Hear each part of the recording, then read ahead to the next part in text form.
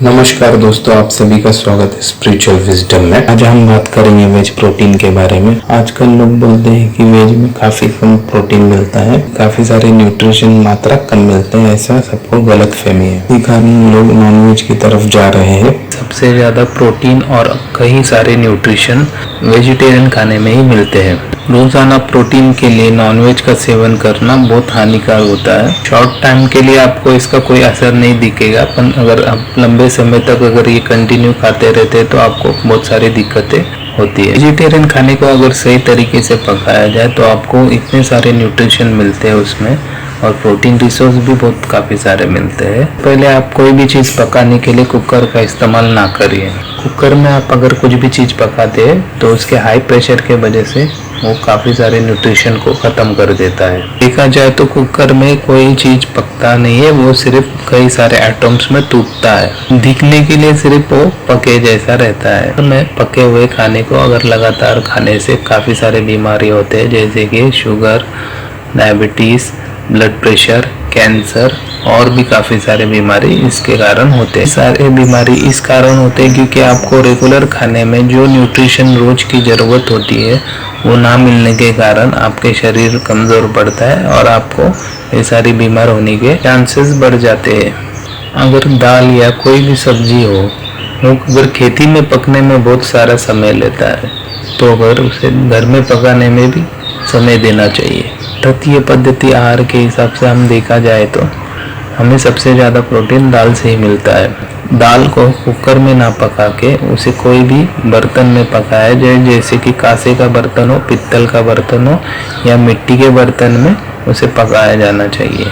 मिट्टी के बर्तन में उससे काफ़ी सारा फ़ायदा मिलता है। अभी कंपेयर करेंगे किस चीज़ में पकाने से कितना सारा प्रोटीन या न्यूट्रिशन हमें मिलता है। अगर हम कोई भी चीज़ कुकर में पकाते हैं तो उसमें सारा न्यूट्रिशन ख़त्म हो जाता है। हमें सिर्फ उसमें से 7% न्यूट्रिशन यानी 7% न्यूट्रिशन हमें मिलता है, बाकी का 93% न्यूट्रिशन ख़त्म हो जाता है। अगर हम पित्तल के बर्तन में कोई भी चीज़ पकाते हैं तो हमें 93% न्यूट्रिशन लेवल मिलता है और सिर्फ उसमें से 7% घट जाता है। अगर हम कांसे के बर्तन में पकाते हैं तो हमें 97% न्यूट्रिशन मिलता है और उसमें से सिर्फ 3% कम होता है। अगर हम कोई भी चीज़ मिट्टी के बर्तन में पकाते हैं तो हमें पूरा का पूरा न्यूट्रिशन यानी 100% न्यूट्रिशन हमें पूरा मिलता है। मिट्टी के बर्तन में हम खाना पकाते हैं तो उसमें स्वाद भी काफ़ी सारा आता है।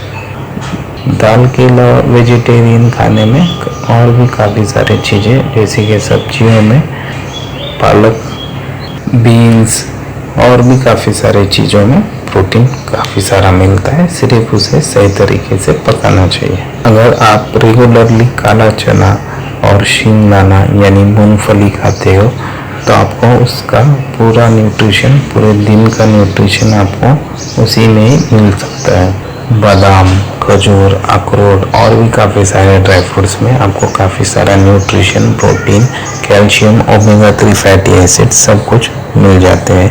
आप रोज़ाना ड्राई फ्रूट्स ले नहीं सकते, यानी ये महंगे होने के कारण आप उसे नहीं परचेस कर सकते, तो आप उसके बदले में शिंगदाना यानी मूंगफली का उपयोग कर सकते हैं। और भी आप जैसे कि कलिंगड़ के भी, खरबूज के भी, पम्पकिन के बीज यानी पम्पकिन सीड्स, ये सब सब्जियां आप जब भी घर में लाते हैं तो इनके जो बीज है इसे निकाल कर सुखा के रख देना चाहिए और इसका रोज़ाना खाने में यानी आप ड्राई फ्रूट्स के जगह पे इसे खा सकते हो।